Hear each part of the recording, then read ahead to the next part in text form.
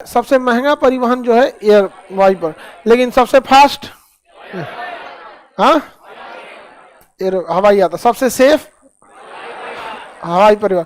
उसको दिक्कत कब होता है? जब तक वो क्षोभ मंडल में है। गया समताप मंडल में उसका सारा टेंशन खत्म, ना उसको कोई टेंशन नहीं होने वाला। क्षोभ मंडल में बहुत धीरे उड़ता है, 300 की स्पीड में, 300 350 इसी पे उड़ेगा। क्षोभ मंडल में जो उड़ने वाला होगा तो 180 की स्पीड में, 180 से 200 के बीच में टेक ऑफ कर जाता है, और उसका 300 350 में लेके धीरे धीरे धीरे धीरे क्षोभ मंडल पार करता है, क्योंकि उसमें इतना बादल हवा है कि उसमें 900 करेगा तब उलट पुलट जाएगा, और उसके बाद चला जाता है कहाँ पे? समताप। और उसके बाद समताप मंडल में भागता है 900 की स्पीड से। वहां पे न बादल है, न हवा, न पक्षी, न आंधी तूफान, कुछ नहीं, पूरा धड़धड़ा के भागता है वहां पे। ऊपर में हाइट पे ज्यादा भागने पे। एयरपोर्ट जो होता है उसमें सबसे जरूरी चीज होता है रनवे। रनवे होता है जिसपे जहाजें क्या होती हैं? लैंड करती है। इसी पे लैंड करेगी और टेक ऑफ करेगी। ज्यादातर जो छोटे रनवे होते हैं वो एक ही रनवे होते हैं, इसी पे लैंड करेगी और इसी पे टेक ऑफ करे।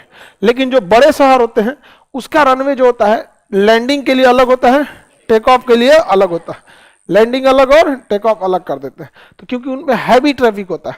अच्छा, अगर इसी पे लैंडिंग करेगा तो एक कोई लैंड किया यहाँ पर, तब तक रनवे बिजी है, एक टेक ऑफ करेगा तो दिक्कत होता है। अब जैसे दिल्ली एयरपोर्ट है, इतनी ज्यादा 4 करोड़ पैसेंजर हर साल जाते हैं, पता चला एक के रनवे से काम ही नहीं चलेगा। वहां 3 गो रनवे, चौथा बन रहा है, 3 है और चौथा बन रहा है। और उसके अलावा बगल में एक और हिंडन एयरबेस है, उसका उतना यूज नहीं होता है, एयरफोर्स यूज करती है। नोएडा में बन रहा है जेवर एयरपोर्ट, अभी बन ही रहा है। तो दिल्ली एयरपोर्ट पे बहुत ज्यादा हैवी ट्रैफिक होता है, वहां 2 रनवे की जरूरत पड़ती है। अब रनवे जो होता है ना, इस पे जहाज जाती है, उसके बाद यहाँ से टैक्सी वे होते हैं। टैक्सी वे उसे कहते हैं जो रनवे को छोड़ने का रास्ता होता है। जैसे यहाँ से जहाज उतरी, यहाँ गई, और उसके बाद इसको छोड़ के इधर चली जाएगी। अब रनवे खाली करेगी ना, तो उसको खाली करने के लिए टैक्सी वे होता है। टैक्सी वे वह रास्ता होता है जो रनवे को क्या करता है? कनेक्ट करता है। इसके बाद ये एरिया होता है apron, apron, apron. Apron area होता है जहां जहाजें खड़ी रहती हैं। यहीं पे जहाजें क्या होती हैं? खड़ी रहती हैं। यहाँ पे आके खड़ी रहेगी। आप जहाज में जब बैठिएगा ना, तो आप कहाँ बैठते हैं? एप्रेन पर। जहाजें खड़ी रहती हैं, सवारी कहाँ बढ़ती है? एप्रोन। और उतारती है कहाँ पे? एप्रोन पर। उसके बाद कहाँ चली जाती है? ये अप्रोच, ये छोटा सा टैक्सी वे तो इसमें कई रनवे पे तो होता ही नहीं टैक्सी वे, ये तो बस ऐसे हल्का सा यहाँ दे दिया गया। टैक्सी वे किसी किसी में अलग से दिया जाता है, तो अलग अलग से ऐसे जोड़ने के लिए होता है यहाँ पे भी। तो ये हो गया आपका एप्रेन। जहाज कहाँ खड़ी हो गई? ये हो गया रनवे। एप्रेन से जाएगी टैक्सी वे से रनवे। इधर से उड़ना रहेगा तो इधर से उड़ेगी, और नहीं तो कभी हवा जिधर डायरेक्शन में रहता है, जैसे अगर लैंडिंग करना है तो अपोजिट हवा को देखा जाता है। इधर से हवा आ रही है तो लैंडिंग इधर से करा दिया जाएगा, जल्दी रुक जाएगा। और उड़ाना है हवा इधर से तो कहेगा चल चल चल, तो इधर से उड़ जाएगा। तो डिपेंड करता है, हवाओं का काफी ध्यान रखा जाता है। नॉर्मल हवा रहेगी तो कोई दिक्कत नहीं, लेकिन अगर बहुत तरह का आंधी तूफान है तो इसका जरूर ध्यान रखा जाता है। कोझिकोड जो विमान दुर्घटना हुआ था 2020 में, उसके साथ यही एक लापरवाही हो गई थी। पायलट को रनवे दिखाई नहीं दिया, तो पायलट ने क्या किया ना, रनवे पे ऐसे आया, रनवे पे दिखाई नहीं दिया तो गो अराउंड कर गया। गो अराउंड मतलब घूम के आना। अब गो अराउंड किया जब ऐसे घूम के, रनवे पे ऐसे घूम के, तो उसने क्या दिया? Tier drop go around. ये बेवकूफी कर दिया एटीसी वालों ने। टीयर ड्रॉप गो अराउंड में क्या होता है? बहुत ऐसे नॉर्मल गो अराउंड में क्या होता है? जहाज ऐसे आई एयर रनवे पे, उसको रनवे नहीं दिखाई दिया, घूमेगी पूरा, और फिर एक चक्कर लगाएगी शहर का, और फिर उतरेगी। टीयर ड्रॉप में क्या होता है? यहाँ जाती है ऐसे गया, और यहीं से चक्कर लगा कि इधर ही उतर जाता है। तो ये एक आंसू की गोला की तरह बना लेता है, ये दिखता है ये बात, इसलिए इसको टीयर ड्रॉप कहते हैं। इसमें दिक्कत क्या होता है ना, डायरेक्शन उलट जाता है। अगर पूरा शहर का चक्कर लगा के आता तो इसी डायरेक्शन से उतरता, और उसको इस बार उसको हल्का अनुभव हो जाता कि ना भैया आपकी थोड़ा ज्यादा नीचे रखना है। टीयर ड्रॉप में क्या होता है कि डायरेक्शन आप उलट दिए उसका, और बहुत कम टाइम दिए। तो कोझिकोड में क्या हुआ था, यहां से गया टीयर ड्रॉप के लिए बोल दिया, तो टीयर ड्रॉप किया तो यहीं से मुड़ा, और हवा भी इधर ही चल रही थी, और पायलट भी इधर ही से उतरा। अब मौसम भी खराब था, बारिश हो रही थी, पायलट को उतरना चाहिए यहाँ पे, तो लैंड किया जो थोड़ा सा आगे, रोक सकता था, लेकिन हवा इतना न मारा कि जाके आगे गिर गया खाई में, जहाज 2 टुकड़ा में टूट गया था। 2020 में हुआ था ना एयर इंडिया एक्सप्रेस के साथ ऐसे टीयर ड्रॉप के चक्कर में। यहाँ पूरा गो अराउंड किया। दूसरा वो टेबल टॉप रनवे है, जो रनवे खतरनाक होते हैं उन्हें टेबल टॉप कहते हैं, जिसके आगे खाई वगैरह रहती है यहाँ पे। तो रनवे हो गया ये एप्रॉन हो गया। किसी को दिक्कत? अलग अलग जगहों पे लैंडिंग के लिए अलग और टेक ऑफ के लिए अलग, लेकिन ये व्यवस्था सारे एयरपोर्ट पे नहीं है। पटना एयरपोर्ट पे ऐसी कोई व्यवस्था नहीं है। एक ही रनवे और वो काम का नहीं है। 7,000 भी नहीं है, 6,900, 7,000 भी नहीं है। तो एप्रेन में क्या गाड़ी रहती है? जहाज है। एप्रेन के साइड में होता है हैंगर। अगर कोई जहाज खराब हो गई है तो कहाँ जाएगी? हैंगर में। 2-3 दिन 10 दिन एक्स्ट्रा रखना है तो कहाँ जाएगी? हैंगर में। अदरवाइज में सवारी भरना है तो एप्रेन, और उठा के ले जाना है तो आप भी मतलब इसके इधर होता है आपका टर्मिनल। ये कौन सी दूसरा रन में बना दिया इसको? हाँ, टिकट काउंटर इधर होता है टिकट काउंटर, बाहर में। इसे एयरपोर्ट में घुसने से पहले निपटा लीजिए अपना। यहाँ पे क्या दिक्कत है? कैसे अंदर जाते हैं? साइड में एक जगह हो जाता है। ये होता है आपका टर्मिनल। सारा आदमी इसी में रहता है, खचाखच भरल रहता है इसमें। नंबर आएगा तब जाइएगा कहाँ पे? एप्रेन पे। तो एप्रेन में ना आपको बस में भर भर ले जाएगा, चल चल चल चल चल चल चल चल, अब बस में लेके जाएगा वहां पे। ये पूरा सुंदर रहता है, खूब अच्छा। हाई खेत होता है ये पूरा का पूरा क्या होता है? खेत। कुछ नहीं है, खाली खेत है। पेड़ और भी नहीं मिलेगा, घास भी नहीं मिलेगा, छोटा छोटा खेत और खाली सड़क मिलेगा इसे जहाज के लिए, रनवे। तो 3 मेनली कितने हिस्से हो गए? 4। Runway, taxiway, apron, terminal. अब इस टर्मिनल में कई फेज होते हैं। सबसे पहले आपको यहाँ पे शुरुआत में घुसिएगा तो आधार कार्ड चेक कर लेगा और टिकट चेक कर लेगा। जरूरी इसलिए रहता है कि जिसकी टिकट है वही आए, जिसके पास वैलिड डॉक्यूमेंट है वही आए, नहीं तो भीड़ लग जाएगा खामा खामे। नहीं तो रेलवे स्टेशन बना देगा, चलो घूमते, जहाज घूमते, वाईफाई। तो सबसे पहले आपको क्या रहना पड़ेगा? टिकट और आपका वैलिड आई कार्ड। तो यहाँ बस आपका क्या चेक कर लेगा? आधार कार्ड। बस क्या चेक कर लिया? आधार कार्ड। उसके आगे जाइएगा जैसे आधार कार्ड, तो आपको ना स्कैन कराएगा टिकटवा। एक मशीन होती है जिसमें टिकट स्कैन कर लेता है। जैसे स्कैन कर लेगा ना, तो आप जिस जहाज को बुक किए ना, उस जहाज के कर्मचारियों के सॉफ्टवेयर पे पता चल जाएगा कि आप एयरपोर्ट पे आ चुके हैं। तो फ्लाइट अगर छूटने वाली रहेगी ना, तो फाइनल कॉल चिल्लाएगा सब, बकलोलवा किधर छूट गया? फाइनल कॉल तुरंत चिल्लाएगा सब वहां पे, क्योंकि उसको पता है कि ये आदमी आ चुका है, एयरपोर्ट पे आ चुका। अच्छा, आप सिक्योरिटी वाले को अगर आधार कार्ड दिखा दिए और अपना आईडी कार्ड दिखा दिए, तो इससे पूरे एयरपोर्ट को कैसे पता चलेगा कि आप आए हैं कि नहीं आए हैं? तो जैसे सिक्योरिटी वाले को दिखाएंगे, आगे जाके क्या करना पड़ता है? स्कैन करना। तो पहले यहाँ सिक्योरिटी वाले को आधार कार्ड, उसके आगे टिकट की आधार कार्ड टिकट को क्या करना पड़ता है? स्कैन करें। स्कैन करेंगे तो दरवाजा खुल जाएगा। ऐसे रहता है दरवाजा, स्कैन करिएगा तो ऐसे खुल जाएगा। तो उसको पता चल गया कि ये बबुआ को छोड़ना नहीं है। पूरी कोशिश करेगा कि आपको नहीं छोड़ा जाए, चिल्लाएगा final call final call. Okay, बातों नहीं होंगे, जा बकलोलवा पता नहीं कहाँ घूम रहा है। बहुत बड़ा होता है ना ये टर्मिनल, बिल्डिंग बहुत बड़ी होती है वहां पे। आजकल टिकट कोई भी काउंटर पे जाके नहीं कटाता है, सब के सब क्या करते हैं? ऑनलाइन कर, ऑनलाइन। समझ में आ गया कि नहीं आ गया? और आपको टिकट, आपको जहाज में जाना है या नहीं जाना है, ये कंफर्म करना होता है। तो उसे कहते हैं वेब चेकिंग। क्या कहते हैं? वेब। उसमें अपना सीट नंबर कंफर्म कर लीजिए और जाना है कि नहीं जाना है ये कंफर्म कर लीजिए। तो सीट नंबर भी कंफर्म करना होता है। अब यहाँ 2 चेकिंग हो गया, पहला आधार और दूसरा स्कैन। स्कैन हो गए कि हाँ अब आपको जाना है। अब आएंगे तो सिक्योरिटी जांच करेगा। अरे बाप रे, बम बारूद असलहा कुछ भी, चाकू छुरी कैंची एन तेन सब उतरवा देगा। कितना गहना जेवर पहनने रहिएगा ना, सब उतरवा देगा। इसलिए ढेर झमेला होना नहीं रखना चाहिए यहाँ पे। एक और को लेके चलेगा, वो अचार लेके चल गया। एक कोई थी, कोई ऐसा चीज मत ले जाए कि जाके दूसरे को डिस्टर्ब हो, क्योंकि जो रेगुलर फ्लाइट पकड़ने वाला होता है ना, वो बहुत कम टाइम पहले आता है। उसको देखेगा आधा घंटा चल गया, ओके अगवा आप चल जाएगा 20 गो झोला लेके, अरे हई क्या है, का उसका पिछवा फ्लाइट छूट रहा है। और एयरपोर्ट के सिक्योरिटी वाले को सख्त आदेश होता है, कितनो बड़ा जल्दी रहे कुछ मत सुनना। आप कितनो इमरजेंसी में रहेंगे वो जांच करेगा। छूट रहा है, क्या हो रहा है, उसको बहस नहीं, उसको पीछे से कौन, मेरा डिपार्टमेंट नहीं हो, आपको ज्यादा जल्दी है पहले आइए यहाँ पर। समझ में आए?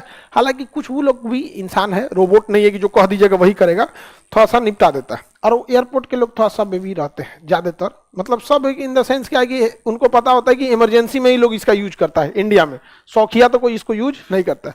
तो कभी कभी कह दीजिएगा भाई हमारा आ गया है, तुम्हारा 1 घंटा बाद है, हमारा जाने दो, तो चल जाने देता है। और कोई गाँव में कानून बतियाने लगेगा, पहले आना चाहिए। हालांकि आना तो आपको पहले ही चाहिए। तो पहला क्या हो गया? टर्मिनल, ये तो पूरी बिल्डिंग क्या होगी, टर्मिनल। पहले आपका आईडी, उसके बाद स्कैन, स्कैनिंग के बाद सिक्योरिटी, क्या जी, सिक्योरिटी, सिक्योरिटी चेक हो गया, बेल्ट वोल्ट सब उतार देगा, सब चेक कर लिए, सिक्योरिटी चेक कर लिए। अब आप बोर्ड पे पढ़िए वहां पर कि किस नंबर गेट पर है। टर्मिनल में कहीं से नहीं ना उतर जाएंगे, इस पे गेट होता है, गेट नंबर 1 2 3 ऐसे करके क्या होता है, गेट होता है। वहां पे ट्रे देता है, उतार के उसी में रख दो, स्कैनिंग करके लेके चल जाएगा। समझ में आ गया कि नहीं? और फिर वापस अरे वो सामने में रहेगा, इसे तुम्हारा स्कैन होगा, इधर तुम स्कैन होगे, तुम निकलो उधर सामान निकला, लेके चल जाओ। एयरपोर्ट से सामान चोरी नहीं होता है, नहीं ले जाने लायक रहेगा, और सिक्योरिटी वाला खुद रख लेता है, सिक्योरिटी वाला खुद रख लेता है। उसके बाद अब आप जैसे सिक्योरिटी चेक कर लिया, काम खत्म। अब अपना बोर्ड पे पढ़ लीजिए, आपको जाना कहां से, फ्लाइट कौन सी है और कितने नंबर गेट पे है। दिल्ली एयरपोर्ट के टर्मिनल 3 पर 65 को गेट है, 65 गेट है। पता चलता है कुछ गेट आप एक तल्ला पे है, कुछ दो तल्ला पे होता है कि आप देखेंगे जाते जाते यहाँ पे 41 42 43 44 45 नीचे है, जा सीढ़ी पकड़ रहे 45 नीचे है, दे देगा 45 नीचे, ला भाग रहे भाई। सबसे बड़ा टर्मिनल इन दिल्ली का T3 है, T3 65 को गेट, 64 की 65 है वहां पे। हम एक बार बहुत जल्दी में आ रहे थे, हमरा लगाया था 63 नंबर की 64 नंबर गेट पे, हालत खराब हो गया, इतना दूर जाते जाते। वहां पे ज्यादा लेट करेंगे छूट जाएगा। तो ये तो समझ में आ गया कि नहीं, सारा तामझाम किस पे होता है, टर्मिनल बिल्डिंग। किस पे, टर्मिनल। सबसे पहले आपकी सिक्योर आईडी, उसके बाद स्कैन, उसके बाद सिक्योरिटी, सिक्योरिटी के बाद अब आपको गेट देख लीजिए, क्या कर लिए, गेट चेक कर लीजिए। और उस गेट पे चले जाइएगा तो उसमें अगवा टीबी लगा रहता है, गेटवा के आगे टीबी रहता है, उस पर लिखा रहा है 60 नंबर, 60 70 लाइन से अगल बगल में गेट रहते हैं। इतना दूर में 2 गेट हो जाएगा, एगो इधर एगो इधर, उस पर टीबी लिखा है फ्लाइट ये यहां से यहां तक यही है। तो आप पढ़ लीजिए कंफर्म कि वही गेट वहां पे रुके हैं कि नहीं, ना तो वहीं पे 2 गेट रहता है, 60A और 60B। तो आपका कौन नंबर है, ए है कि बी है। पता चला ए वाला मुंबई जाएगा, बी वाला बेंगलोर जाएगा, घुस गए में, तो वहां पे फिर आपका चेक किया जाता है, ठीक है। तो वो गेट हो जाता है। किसी भी उड़ने वाले चीज में बैठने को बैठना नहीं बोला जाता है, बोर्ड बोला जाता है। क्या कहता है, बोर्ड। जैसे रॉकेट में बैठेंगे ऑन बोर्ड, जहाज में बैठेंगे ऑन बोर्ड, ट्रेन में बैठेंगे सीट, और उड़ने वाले में बैठेंगे तो बोर्ड। समझ में आ गया कि नहीं आ गया, किसी ऑन बोर्ड। तो ये गेट को हम कहते हैं बोर्डिंग गेट। क्या कहते हैं, बोर्डिंग गेट। इसी गेटवा में बैठिएगा ना तो आपको जजिया में ले जाके क्या करा देगा, बोर्ड करा देगा। तो क्या हो गया, बोर्डिंग गेट। वहां आपका फाइनल टिकट चेक करता है कि तुम ऐसा तो नहीं कि सब झमेला पार करके दूसरे जहाज में जा रहा है, तो वहां देख लेता है। वहां मशीन में जैसे लगाएगा तो स्कैन करके बता देते हैं यही जहाज ही है उसका, तो चेक कर लेगा। फिर आपको बस में भरेगा या तो ब्रिज, कुछ कुछ ब्रिज होते हैं डायरेक्ट जजिया से जोड़ देता है, डगरा के उसमें डाल देगा आपको। नहीं तो बस में ले जाके कभी कभी जजिया को यहाँ रोकता है, बड़ी दूर 2 किलोमीटर दूर रोक देगा। तो आप यहाँ बैठेंगे अब बस में, अब 5 किलोमीटर दूर ले जाके आपका जहाज है, तो मैं खेत खलिहान में चलाते ले जाएगा। उतरो, बैठ जाओ यहाँ पे, जाके अपना बैठ जाइए, जहाज उड़ गए यहाँ पे। तो जहाज के मेनली 4 हिस्सा एयरपोर्ट के। पहला रनवे, टैक्सी, एप्रॉन, टर्मिनल। समझ में आ गया कि नहीं आ गया, किसी को दिक्कत, समझ में आ गया कि नहीं आ गया। पटना एयरपोर्ट का एप्रॉन इतना छोटा है कि 5 को जहाज आ सकती है, 5 गो से ज्यादा जहाज रहेगी ना, 5 गो तो फुल हो जाता है। 5 गो जहाज अगर खड़ी हो गई ना तो बाकी जहाजों को घुमाते रहता है, उड़ते रहिए, जगह खाली नहीं है। तो नीचवा से ATC कहेगा, एयर ट्रैफिक कंट्रोल, जल्दी खाली कर, कोना सवारी भर गया, ले जो चलो बनारस बनारस चल चल। ऐसे वाला सिस्टम नहीं होता है। ऐसे नहीं होता। फिर उसको ले आएगा, कहा जल्दी जल्दी ढकेल ढकेल। जहाज में ना पीछे करने का सिस्टम नहीं होता है, इसलिए उसमें एक बस आती है पुश बैक, उसको जजिया को पीछे ढकेलती है। तो फिर पीछे ढकेलेगा इसको, आइए ऐसे जहाज लेके आएगा, उड़ के भाग जाएगा। तब ATC कहेगा आओ आओ आओ खाली होगी लो, आओ, तो उसको उतार के खाली कर देगा। टोटल कितने हिस्से, 4। Runway, taxi, apron, terminal. Apron के बाद ये टर्मिनल। किसी को दिक्कत, सरकार ने जो कार्य है कि हम रेलवे को हम एयरपोर्ट को प्राइवेट करेंगे, वो बस इसी को प्राइवेट कर रही है, टर्मिनल को। वो अभी भी गवर्नमेंट के अंडर में रहता है। Runway government, taxi government, apron government, terminal Adani, private को गए। इसी में तो सारा झमेला होता है, सारा आदमी इसी में रहता है सब। इसमें कौन सी झमेला, बस में बैठा के जहाज पे रख दिया उड़ गया यहाँ पे, इसमें कोई झमेला नहीं होता है। सारा चीज झमेला किसमें होता है, इसमें टर्मिनल बिल्डिंग, ये एरिया आसपास में मेनली इसी को कंट्रोल करना होता है। प्राइवेटाइजेशन इसी को किया जाता है, उसको क्या लिए प्राइवेट करेगा। देखभाल मेंटेनेंस की जिम्मेदारी भले प्राइवेट को दे सकता है, लेकिन कंट्रोलिंग उसका किसके पास रहेगा, गवर्नमेंट के। इंडिया का सबसे बड़ा एयरपोर्ट इंदिरा गांधी इंटरनेशनल, कितने रनवे है, 3। चौथा बन रहा, चौथा क्या हो रहा है, बन रहा। जितना रनवे उतना एप्रॉन, जितने रनवे रहेंगे उतने एप्रॉन और उतना टर्मिनल। दिल्ली में 3 रनवे फिलहाल है, तो कितने टर्मिनल होंगे, T1 T2 T3, समझ में यही नहीं गया। बाकी शहर में किसी में 1 रनवे है, किसी में 2 है, तो ऐसे तो T1 T2 रहता है, समझ में आ गया कि नहीं आएगा। किसी चीज का पैसा पैसा नहीं लगता, एक बार टिकट लग गया बस, खाइले का पैसा लगेगा और कोनो चीज का नहीं। किसी किसी टिकट में खाने का भी पैसा इंक्लूड रहता है, तो उसमें भी नहीं लगेगा आपको, सब आपको पैसे लेके रहना पड़ता है। आप जब टिकट लीजिएगा ना, तो उस पर लिखा रहता है एयरपोर्ट चार्ज, जो आपका सिक्योरिटी चार्ज किया ना, चेक किया, उसका भी आपको पैसा लगा है। गवर्नमेंट कहती है कि कितना पैसा, 160 रुपया गवर्नमेंट ले लेती है हर पैसेंजर के हिसाब से, समझ कि नहीं क्या। बोली लगाया जाता है, जैसे कहा गया कि दिल्ली एयरपोर्ट कौन लेगा, बोली लगाओ, तो बोली लगाया गया। कोई कह रहा है कि एक पैसेंजर पे हम 80 रुपया देंगे, कोई कह रहा है 55 रुपया, तो एक आके कह रहा 105, अडानी बोला 160, सब शांत। 4 करोड़ लोग जाते हैं,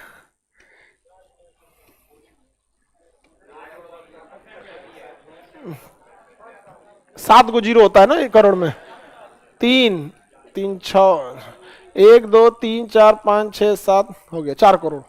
कितने पैसेंजर जाते हैं, 4 करोड़। और हाईजेक कर लेता है सब, उसमें कुछ कुछ अभी पहले हाईजेक, अभी हाईजेकिंग नहीं है, अभी बहुत कम है। सिक्योरिटी में कहीं ना कहीं लापरवाही होती है तो हाईजेक कर लेता है। 1999 के बाद कहाँ हाईजेक किया था सर, हम लोग का जहाज लास्टली हाईजेक हुआ था 1999, वो भी नेपाल की सिक्योरिटी की गलती थी, वहां से भी नहीं हुआ था। देखो दिक्कत क्या था, वो हाईजेक कैसे हुआ था, ये समझ में आ गया ना। एयरपोर्ट का बिजनेस, कितने पैसेंजर जा रहे हैं, एक पैसेंजर पे गवर्नमेंट कितना ले रही, हाँ गिन लीजिए।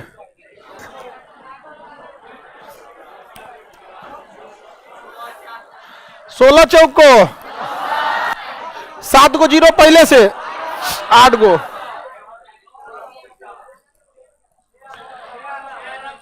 सात को जीरो काटिए, 1 2 3 4 5 6 7, इस 7 को काटिए 640 करोड़। समझ में आ गया कि नहीं, उठा ले गई। ठीक, पैसा वसूला कौन, अडानी। मेंटेनेंस कौन किया, अडानी। सफाई अडानी, बिजली बिल अडानी, पार्किंग अडानी, सब चीज गवर्नमेंट को 640 करोड़।